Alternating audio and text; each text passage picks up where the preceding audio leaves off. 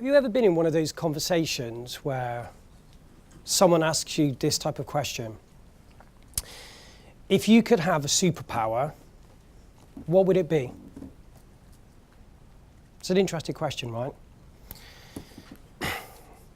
I find it interesting in the way that why would one limit themselves with just one superpower? I would want more than one, right? But why am I saying that? I think that collaboration is a superpower that we can apply in the work that we do. And I mean it very differently to cooperation. Cooperation is how we work together, how we have meetings together. Collaboration is a next level up in terms of how we cooperate. It's about how we understand design problems, design thinking in different parts of design life cycles with different people in different ways. It's incredibly complex. Yet I also think it is one of those very human things that we have the capability to actually embrace and become better at. I believe that actually by becoming better at collaboration, we become better as designers. Let me give you some examples. We see it in the orchestration of how people play music. I mean, could there be a better example of multidisciplinariness right here? I mean, it's a multidisciplinary craft, right? So is this.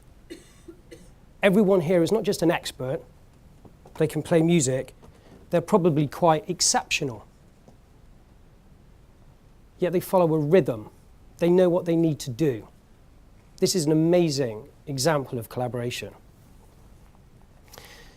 Then you have fun examples of collaboration.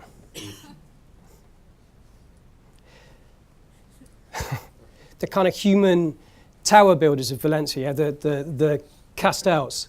I mean, it's amazing. And when you look at the photo, I mean, look at the way that they work together. Look at the teamwork involved in that. In being able to collaborate in that way, we see that they're not just making tall towers. They're having fun. They're playing.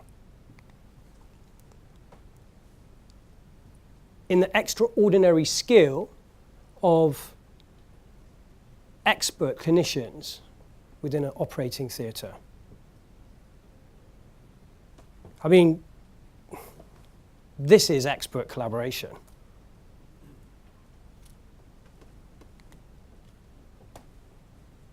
To the systems that are designed around car, driver, garage, track. This is expert collaboration. So we see it in everything that we do. There are many examples that demonstrate that collaboration is something that we can embrace that actually helps us to improve performance in very different ways.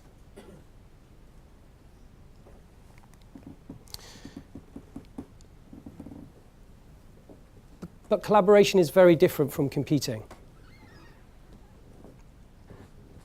You could say that collaboration is the antithesis of competing. You're not competing. It's not about you. It's not about what you know. It's not about your ego. It's about what you do together. It's about not what you want to be, but what you want to become. It's a little bit more than how good you are as a designer or a coder, etc., etc. Collaboration is a competitive advantage. Many of the best organizations in the world at the moment are, I would argue, incredibly designerly. They embrace design at a very high level, and it permeates through everything that they do. Just think about Felicia's presentation this morning. You know, to have such level of expertise within an organization is a demonstration of its designerliness, yeah? Regardless of what we think that they do. What I'm interested in, what I want to know, is how do they do it? How can I study from it? Because I want to be better. because that's what I'm interested in, being better. So these organisations that demonstrate this collaboration tend to be the ones that lead the industry in product, in commerce, in market capitalisation. Collaboration is competitive advantage. If you want to deliver excellence in user experience, well, you need to be able to collaborate excellently.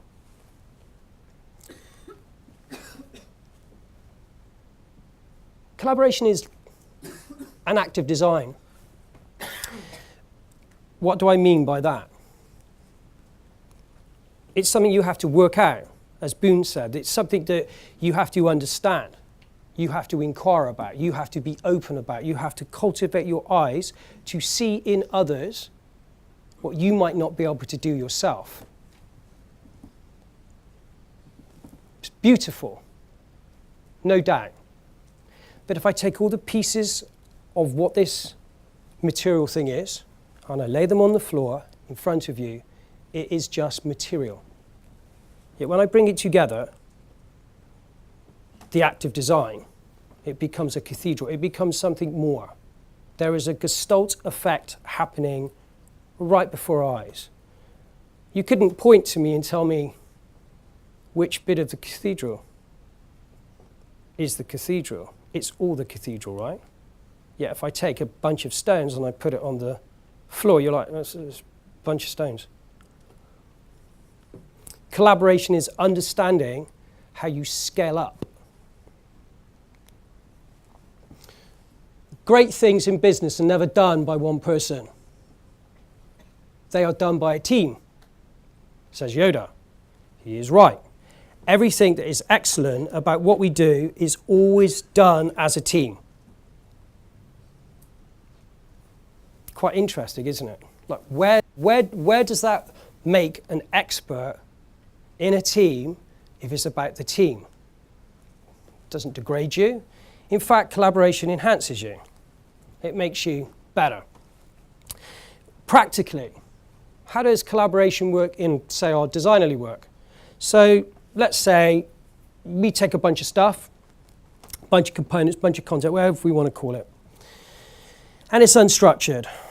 We bring it together, and it creates a page, a screen, whatever. The point being is that through structure, we are able to create something that has greater meaning. This is a way of collaborating.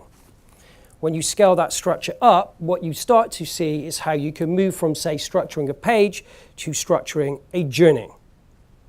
However, a journey and a page and all the content in it are still part of a much broader, much richer experience that begins before you actually get, especially to the digital bit, and happens well after you've done something with it. The experience is always all and everything, which is quite tricky. So what does that mean? The experience. How do you design for this experience thing? Because that's what we're talking about, right? Well, you've got to make sure you don't do this, okay? The worst misstep one can make in design is to solve the wrong problem. What do I mean? So Boone touched on this.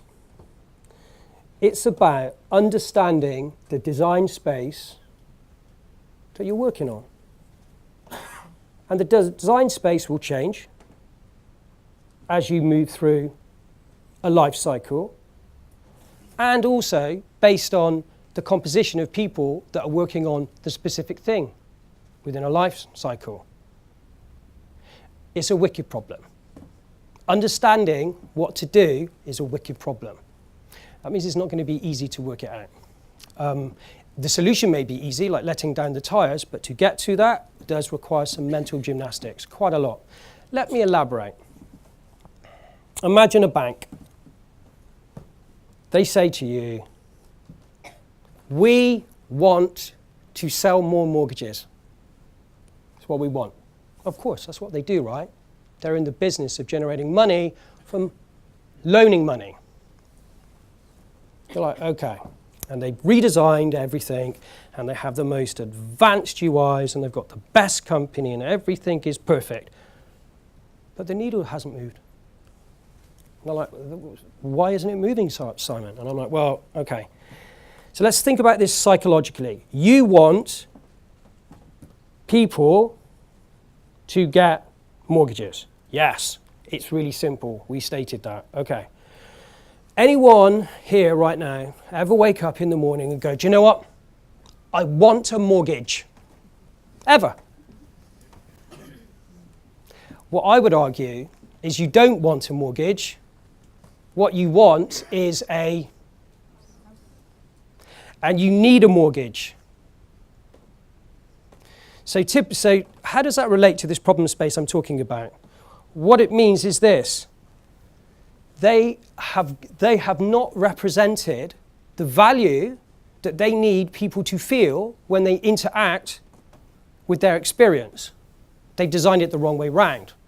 So they've made an experience problem, which then has been represented all the way through the life cycle and goes right back to, let's tell people what we want, okay, rather than supporting people with what they want.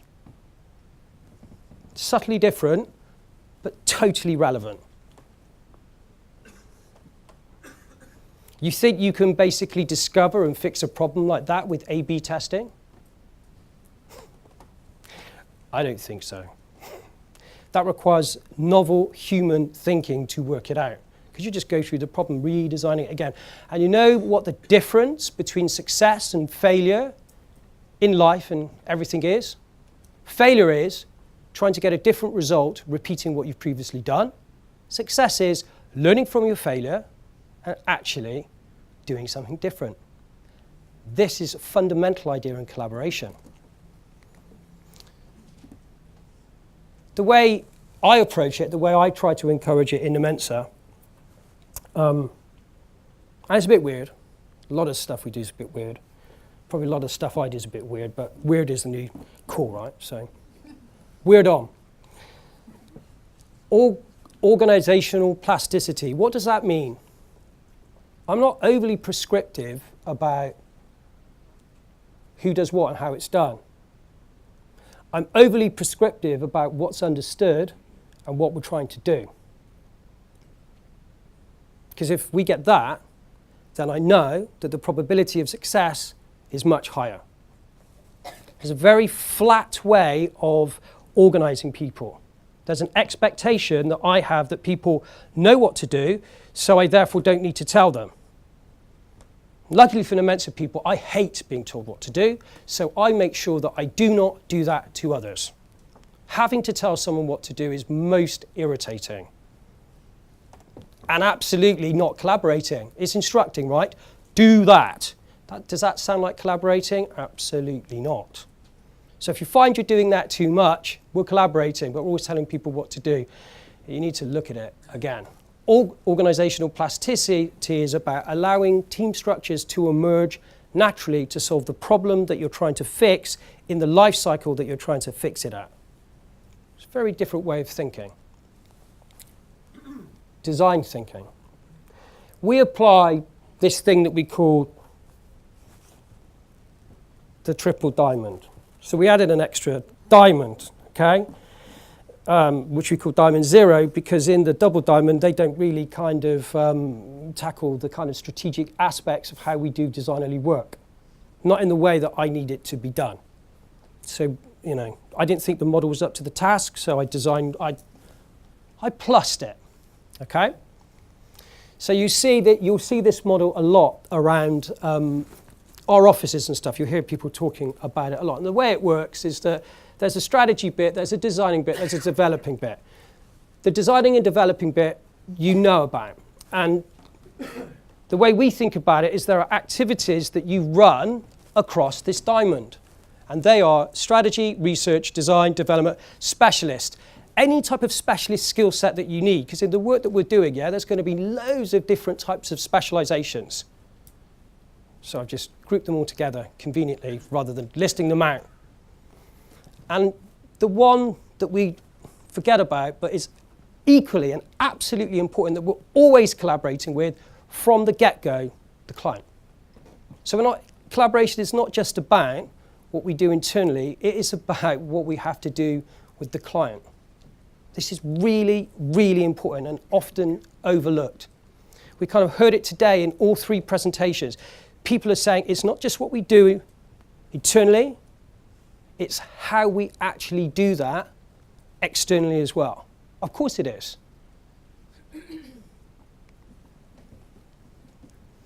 A lot of our work is shaped like this. So the diamonds are never equal.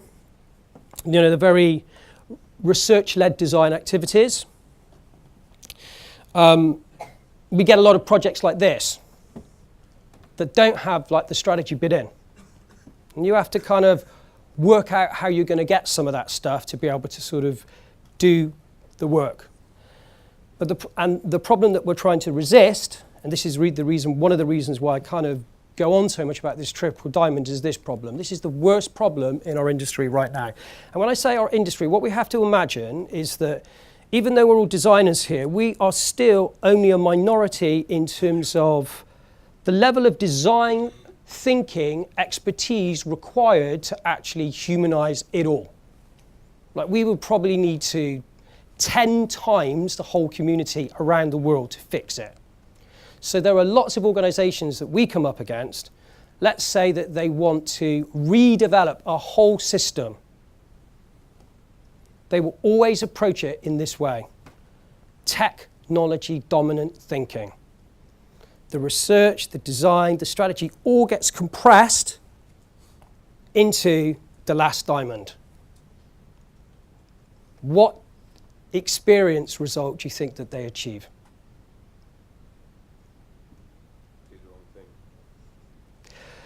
Well, I'm going to take the silence as we all know that the experience is going to be, please forgive me, pretty shit, okay? And they're going to have to go at it a few times, okay?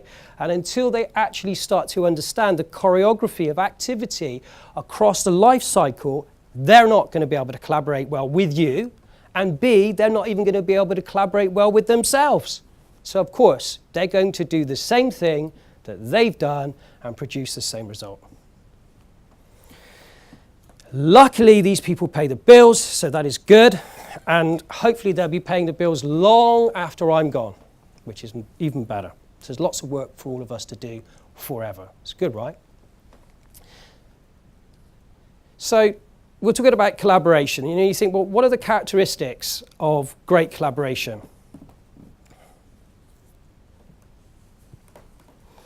Google ran a project called Project Aristotle.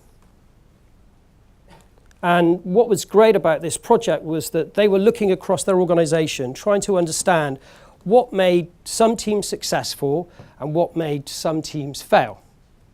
It's like, what a cool thing to do, right? That's why I love some of these Uber corps. They do the research on themselves. They don't just make stuff, they're like working out how to do it better. I love that. Okay, so regardless of what we think about these corporations, when I find out stuff like this, I'm all in. I want to know, how do I use this stuff? This is what they found, okay? That there were no real things that spoke about, it's about the level of skill you've got, the level of ability you've got, how good you might be. What they found was something very interesting. Some of the things that I practice and I believe in. This idea of team formation. They allow teams to form around problems. Not everyone gets on with everyone, right? When that happens, you know what we have to do? I'll tell you, we have to be professional. Being professional is a way of just getting on with it because that's what we have to do. But when you allow team structures to form because you know that someone is the kind of person that needs more time to think about a problem over a sustained period of time because they crack it sooner, or a person or a group of people need more time just to kind of go off and prototype and do stuff. Again, you're going, right, what is the type of problem we got here? What are the types of people that we need to do this?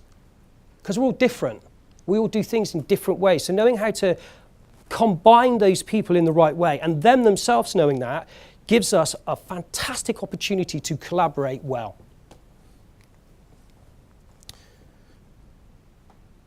Profound humanism. What does that mean? We've heard a lot about it today, about how we embrace diversity, about what really matters to us. What really matters to us, I think, is meaningful work that allows us to do the best that we can do with the people that we're doing it with. We could call that care, right? It's like when you care for someone, you have a relationship with someone.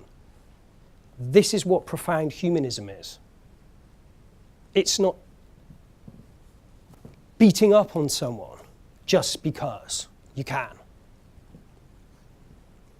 It's taking the view that you may not even be the most important voice in the room, even if you were the CEO.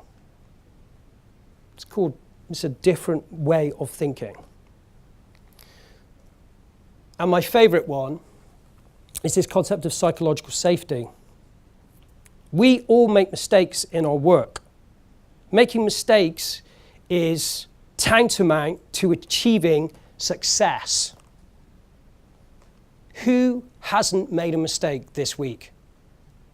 I've made loads. It's irritating, but I embrace it with the idea that it is possible to move on. So rather than judging what someone's done, they present a design to you. You judge it. Oh, it hasn't got this, hasn't got that, da, da, da, da, da, da, da. How about plussing it? How about taking what they've said and have you thought about it like this? Could we do this with it? That is completely different. It sounds like, oh, it's just a different point. No, it's different. Because our initial reaction is to judge. This is something that you have to teach yourself not to do. Judge less. I'm not saying don't judge. I'm saying judge less. Judge appropriately. Judge at the right time. When is the right time? Say this to yourself, I will not judge. If you ever think, well, should I judge now? No. Okay? Just no. We don't judge, we collaborate. Because it is the actual combination of what we do, rather than just what we do, that actually makes something better. Like the cathedral. Love this guy's name. The ultimate porn star name, right? Collaboration is a protocol which enables everyone to work together at the same time without getting in each other's way. This is what I've been talking about, right? Everything I've said could be summarized by this slide. This is like one of the geniuses from Pixar. This idea that I spoke about plussing, this is their idea. How we manifest that idea is we have this concept of, we started with this concept, John and Paul came up with this concept of the power of 2 that then became the power of 3 that now we're exploring as the power of 4, i.e. that's running all 4 activities together at the same time. Is it difficult? Holy shit, yeah. Do we know that if we can do it, we will make better stuff? Oh yeah. It's really difficult because you have to unlearn and undo things that have got you to where you are.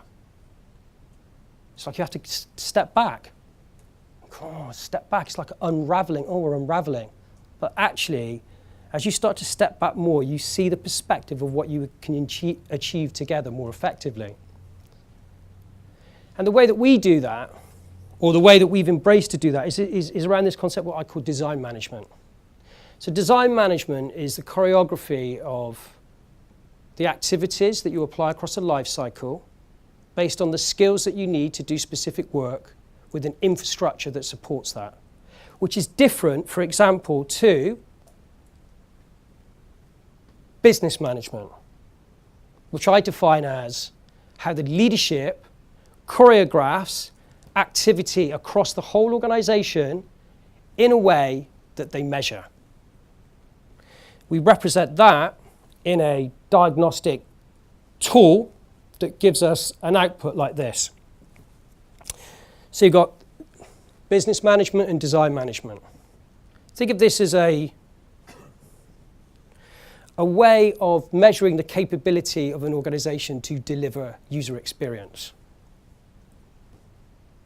And of course, I'm a UX person, psychology person, so it goes without saying, I'm going to UX my own company, right?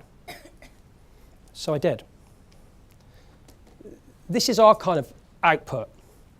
It's kind of one of the things that, you get the whole organization to do it. It's a very honest thing to do.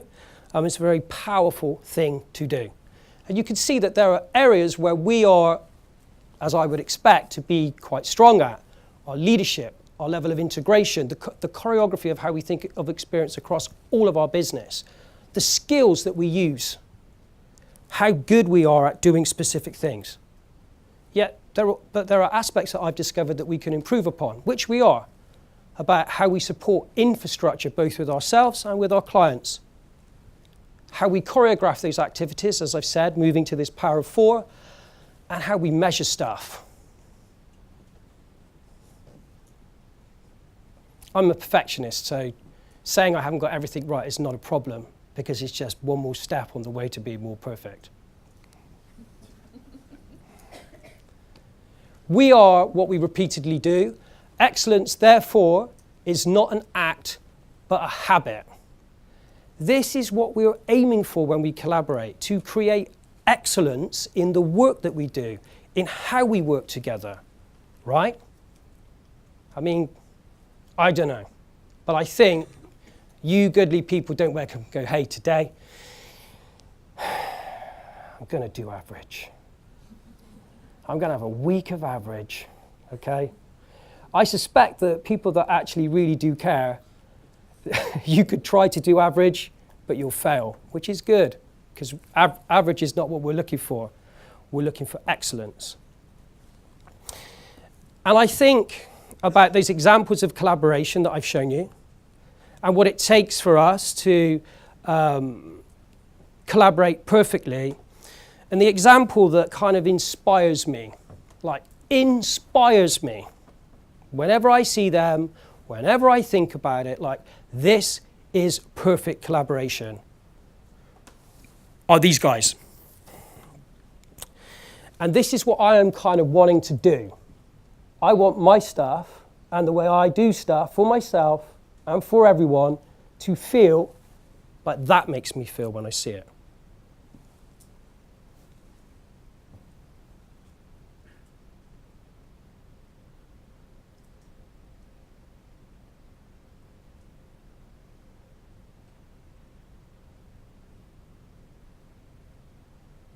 Éclat. Their motto, one word, French, means excellence. That's what they're trying to do, to demonstrate excellence. And when we see it, the thing about it is we feel it, right? You feel a little bit of it. You look at it and you think, this is the potential of what we can do. This is the potential of what we can do together. And this is, for me, why I think that collaboration is so important. So when I think about all the things that I'm practicing all the time, the thing that I'm really, really practicing the most is collaboration. Thank you.